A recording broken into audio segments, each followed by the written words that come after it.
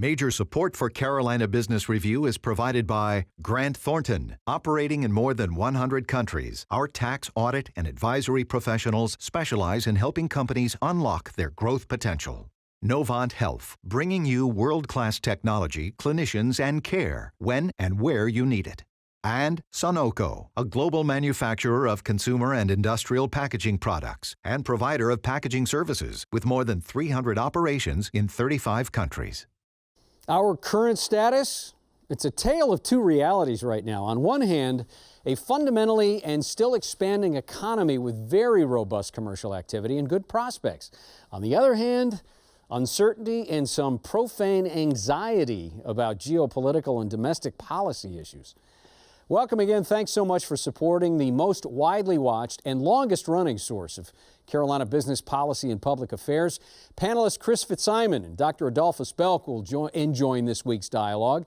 And later on, she leads one of the Carolinas and, in fact, the Southeast's most prominent construction firms. Pat Rodgers joins us again. Gratefully acknowledging support by Blue Cross Blue Shield of South Carolina. Please visit us at southcarolinablues.com. The Duke Endowment, a private foundation enriching communities in the Carolinas through higher education, healthcare, rural churches, and children's services. Barings, a leading global asset management firm dedicated to meeting the evolving investment and capital needs of its clients. Learn more at barings.com. On this edition of Carolina Business Review, Chri Fitzsimon, director of The Newsroom, Adolphus G. Belk Jr., professor of political science, Winthrop University, and special guest Pat Rodgers, president and CEO of Rodgers Builders.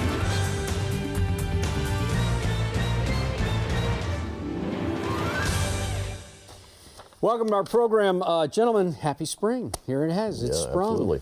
Finally. Feeling pretty good. Yeah, finally. Thanks, Chris. Let me start with something, Chris, and we expect you both to weigh in on this. And that's this idea that's not starting to bubble up. It's been around now for a couple of years and it's being popularized. Economic opportunity and mobility. Chris, what makes this different, economic opportunity and mobility?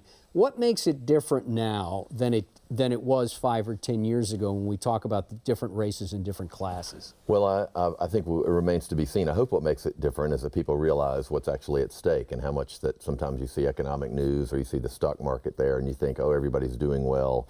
Isn't this a great time if you're a middle class or upper middle class, especially white person in the Carolinas? What I a little bit fear is that we're changing the nomenclature and we haven't gotten to the fundamental issues that undergird all those things. And what we're really talking about is people trapped. We've been talking about that for a long time. We see it in the, I can speak to North Carolina's education system. Look at every evaluation of every school, and what we find is the low-income schools are struggling the most, and yet I feel like we end up blaming the kids and the teachers without addressing the struggles faced by low-income families that make them not mobile or trap them or whatever it is. So I think what I hope we're doing is trying to figure out another way to talk about this to bring more people to understand the struggles that these families across the Carolinas are facing and what public policy can do to help them. It's not just tell them to do better. It's not just say, pull yourself up by your bootstraps or do better on tests or we're going to penalize you and your teachers. You know, the fundamental issue is these people's lives, these families' lives, and what we can do as a society, as a government, as a community, as churches and synagogues to actually help them improve their lives. So Adolphus, is this recasting a problem we've had for a while?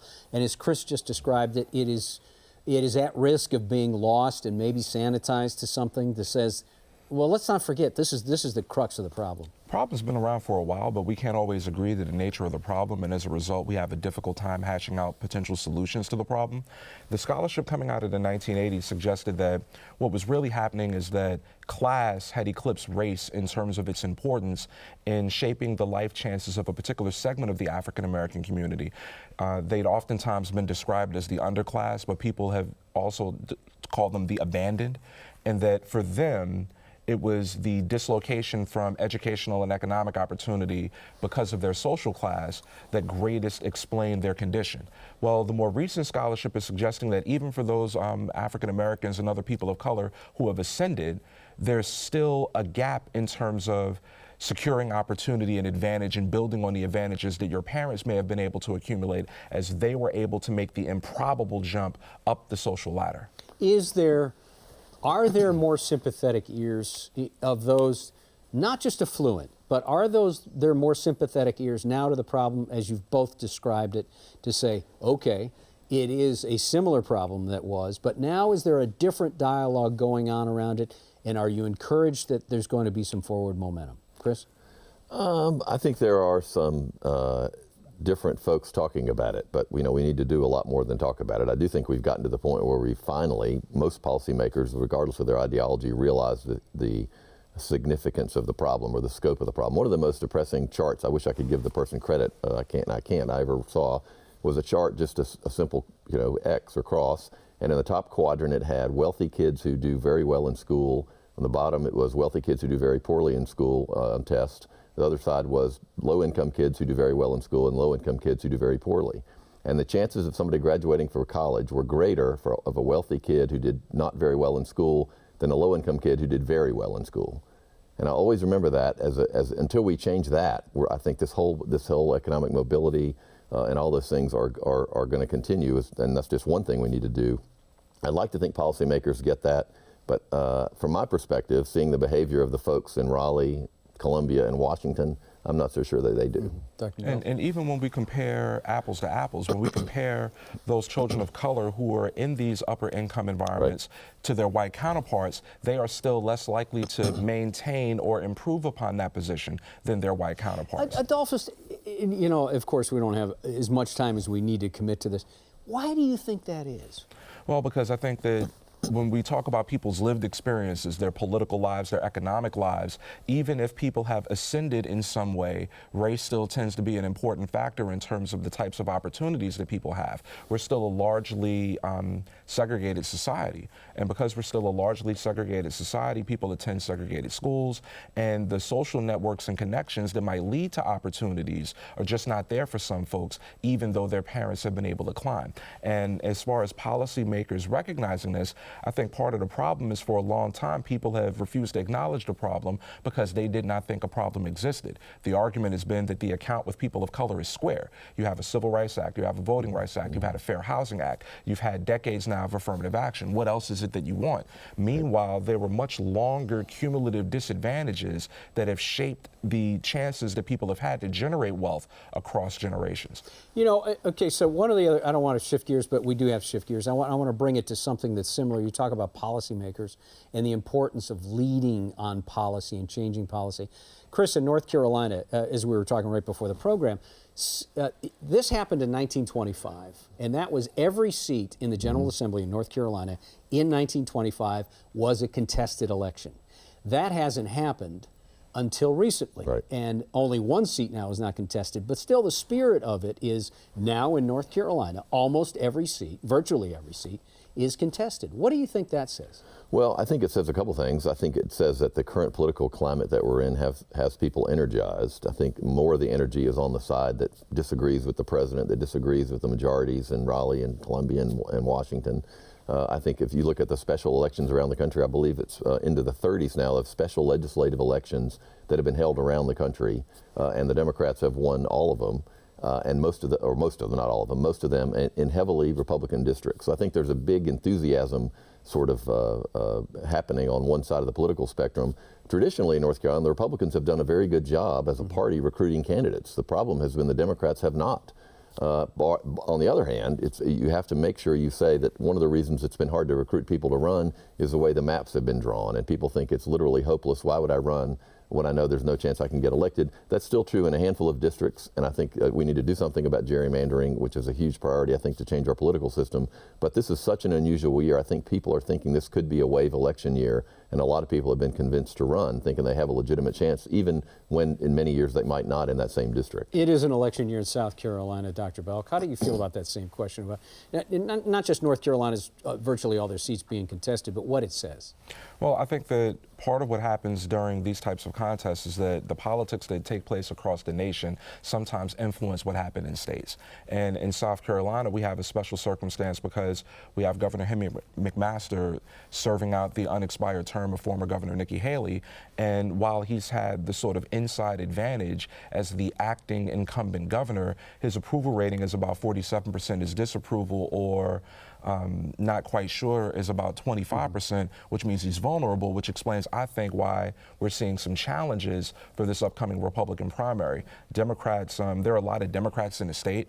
The challenge has been to get the type of candidates who can run the campaigns that will be attractive to voters. I think some people are going to look at what Archie Purnell did in South Carolina District 5 during that special contest as a way of figuring out how to position themselves, because he ran really well in what has been a safe Republican seat over the last couple of cycles since Mick Mulvaney was able to knock off former Representative Spratt. Do you think, Chris, going back to the idea that you just said that Democrats have won most of the special elections that have gone on recently, do you think the Democrats could put a counterculture candidate up, much like Trump represented the counterculture in this last cycle? I don't know. I think the argument, the consultants, if I was a political consultant sitting here, I would say that what they need to do is find some way to keep people energized, but also reach across to some people who may have been disaffected and voted for Republicans or even voted for Trump out of economic anxiety or for whatever reason. I think his coalition was made up of a lot of things, economic anxiety being one of them. I think that, I'm sure the political scientist on the stage knows more about this than I do. But obviously, we're in a mid-year election, an off-year election for the White House. So in North Carolina, there's no statewide election on the ballot. But it's a once-in-a-blue-moon election, is what is called in North Carolina. Even so, the party out of power in the White House, or party in power in the White House, usually loses a significant number of seats. The question is, will it be what normally happens, or will this be a wave election like we had in 2006 and 2010? I think a lot of political scientists are starting to see that wave coming. The election of Connor Lamb in Pennsylvania as a congressional district, I think, added fuel to that fire. So I think that more than a sort of a different kind of candidate, I think what the Democrats believe is that they need to rally folks around sort of putting an end to what they see as a cataclysmic series of events in Washington. One off quickly, Adolphus, in about 30 seconds. So South Carolina's unique nature of the election this year is going to be the overhang of the Chapter 11 reorganization of SCANA and Santee Cooper. That looks like it's got a long tail on it. How much do you think that's going to affect the outcome of the elections? Well, if you're Governor McMaster, what you really have to do is to find a way to distinguish yourself. So if we look at Governor Haley, she was able to be the jobs governor. Yeah. That was the way that she branded herself and talked about her administration and its priorities. The question is, well, what is Governor McMaster? And that might be something that he's able to hang his hat on if it goes well. Yeah, there's a lot of blue sky between now and when they come up with a solution that at least is acceptable. Gentlemen, thank you. Stay with us on the program. We're going to meet our guest in just a moment. Next week on this program, he's chairman, president, and CEO of a major employer in North Carolina for sure, but a major quarry owner, aggregate, cement, so on and so forth. When it comes to contracting, when it comes to infrastructure, they are at the center of that bullseye. Ward Nye, Chairman, President, CEO of Martin Marietta Materials, will be here. And then a couple weeks after that, John Swofford is Commissioner of the ACC, certainly with Final Four going on recently in March Madness. ACC is well loved in our region. We're going to talk to the commissioner about many things, and please stay with us for that. During the Great Recession, this country's retrenchment of overall building and construction dropped by almost 40% in some communities. It was more, some communities less, but by any measure, it was devastating and brutal for the building industry. Now, several years later, it's hard to square that reality with the way it's going now, the abundance of building, the stout development, et cetera, et cetera. Joining us again is Chief Executive Officer of among the largest construction and building contractors in the Southeast, Pat Rodgers of Rodgers Builders. Madam Chair, welcome back. Thank you. Pat, when you kind of take your temperature now in 2018 and see all of your very wide interests going on around the Carolinas and your building and the cranes going up, how do you reflect on how business is now versus how it was even 3 and 4 years ago? Well, business is very robust. We are still suffering through a craft worker shortage. When we came out of the recession, we came out later as an industry than other industries did, especially in the commercial construction, because we went into it later. Most projects are pretty complex. They take longer to build. They have a pretty long runway of financing. So when we came out of the recession and the boom began again, we had, again, a workforce shortage that I think was contributed to the anxiety that people had about how are we going to do everything that we have an opportunity to do in the Carolinas. And part of that was a very fragile subcontractor market. A lot of subcontractors during the recession left, closed their businesses down. They weren't able to continue their businesses. There's a saying in the industry that it's very difficult sometimes for companies who go into the construction industry to figure out how much cash they need to survive. Mm-hmm. And so cash became very, very difficult to get. Financing became very difficult to get. And so we saw the subcontractor market really have a struggle to come back as we came back out of the recession and we had the boom economy. And that's been a struggle and continues to be a struggle. Yeah. Chris? Well, we're in a big debate in this country now about trade, free trade, and tariffs, and I wondered if the construction industry is concerned about what looks like a trade war beginning with China and some other countries will do to the raw materials that you need for your business. Absolutely, and I would say that probably part of my answer would have been different yesterday than it is today, based on the news that we get. It's going to be difficult. We used to be able to talk to our suppliers and our subcontractors and ask them to hold their prices for us as we put our packages together, as we put our budgets together to give to owners. And now we're hearing we can't hold our number. We have a particular project where we have a large amount of steel piping. Mm-hmm. And so we're trying to put a budget together for the owner, and the project's not going to really begin for about 3 months. And the supplier said to us, I won't even give you a number today. Call me back in 3 months, and I'll give you a number today, because I can't hold that number for 3 months, for 90 days, so there's no reason for me to give you that number. So it's becoming very difficult to be able to develop budgets that are reliable. Will that translate into slower out of the gate then for you, or do you see that clearly that's going to be an inflationary number, and it's going to, and you're not going to pay the cost. You're going to have to bill your clients for that. Well, we're going to have to become very creative because our clients don't have an endless amount of money either. They have fixed budgets that they have to they're responsible for their organizations, whether it's a hospital, a continuing care retirement community, a manufacturing facility, a school. So we have to be very careful about that. One thing that I think on the positive side for us as an industry is the onset of technology in the construction industry. It came very late to our industry, but it's here. And it's helping us be more creative in how we put work in place. We're seeing more modular units come online, built in factories, brought to the site, put in place. And that's beginning to help us on the economic side of being able to put projects in place. Yeah, Adolphus. Given Chris's question about some of the political pressures that make things harder for the company, harder for folks in the industry, but at the same time, given your status as a major employer in the region and in the nation, how can you use the leverage that comes with that to try to marshal some of those allies in the realm of politics to try to make things more secure for the company and for others in the industry? And does that even mean partnering sometimes with rivals to try to make an appeal to lawmakers? Absolutely, and there are trade organizations like in any other industry that are working on that every day, working to be able to bring the information. I think sometimes if the information is there, I think our policymakers can make better decisions. So it falls on us as an industry to make sure that we're giving them the correct information on a timely basis. And I think we have several organizations throughout the industry that do that quite well. You look around, Pat, in any, Greenville, the upstate South Carolina, Charleston, Raleigh, Asheville, Charlotte, and you see all these cranes. Are we at risk of overbuilding? Maybe in some market segments. We're not in multifamily. But I think there is, it's interesting. 11 months ago, I asked someone who is in multifamily, developer, I said, are we on a bubble? And he said, absolutely. And then we continued to see it go and go and go. I asked a developer about 2 weeks ago, are we on a bubble? He said, well, I'll give you a baseball analogy. We're in the 11th inning. And so, I can't really speak to that. It's just anecdotal information that I get from developers that I talk to across the Carolinas. Yeah. Another big policy debate, obviously, is in Washington and state capitals is immigration. You mentioned you have trouble in the industry getting craft labor. Obviously, a lot of the folks who do construction labor are immigrant folks from the immigrant community, and I wondered whether they're undocumented or not. There obviously seems to be an anxiety in that community. I wonder if that makes it a little difficult to find folks to actually build things. I think it does.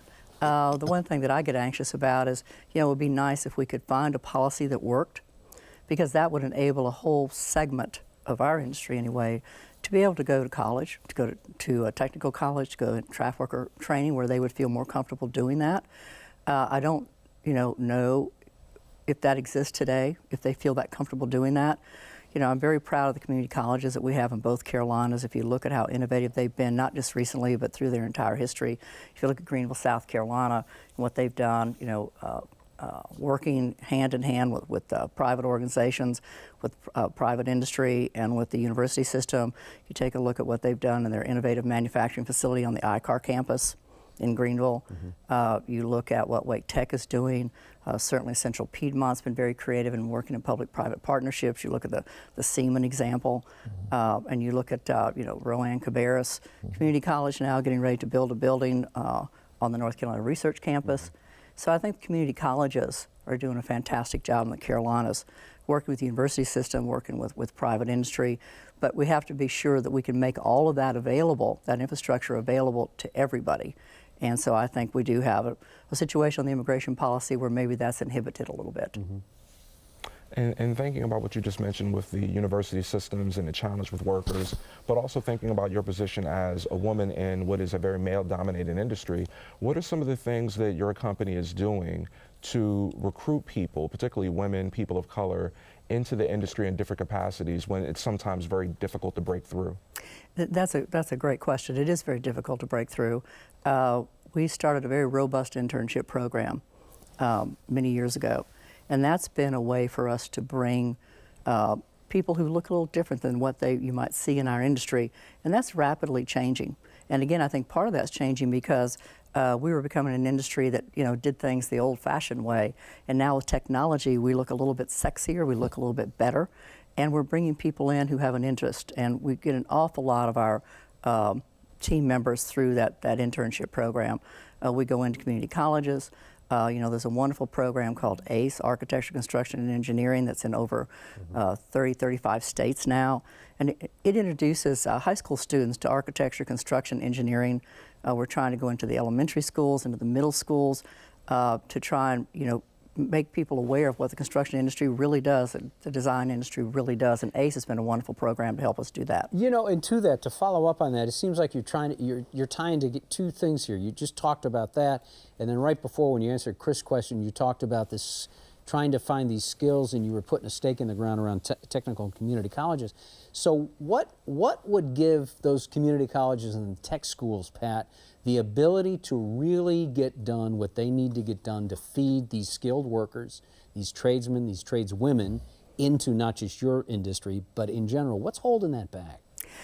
I think an awareness that private industry has a part to play in that, and that we need to be more involved in that. We need to be more aware of it, and not just leave it up to the larger organizations. I think we, for years, have depended upon, our community in the Carolinas has always struck me that we have a very deep foundation, and that deep foundation is something that's a real positive for us. It's a real attribute, but it's time for us to build a broader foundation on that deep foundation that we have in the Carolinas, to be able to move those technical jobs, those manufacturing jobs, skilled workforce labor, to move it forward.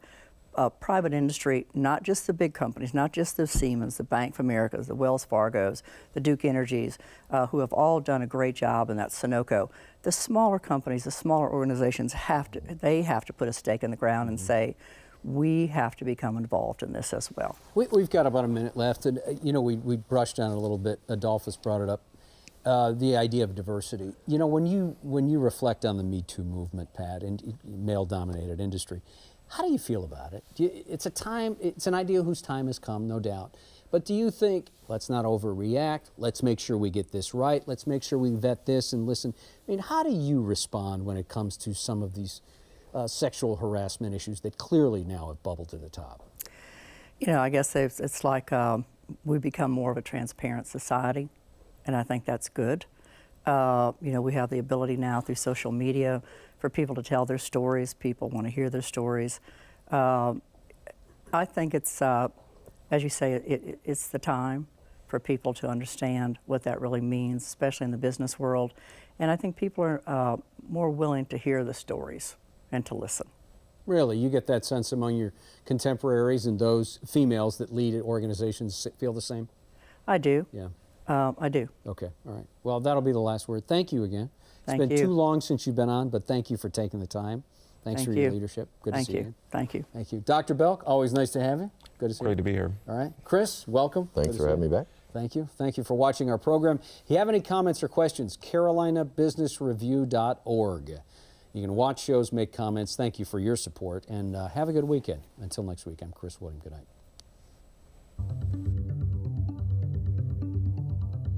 Major funding for Carolina Business Review was provided by the Duke Endowment,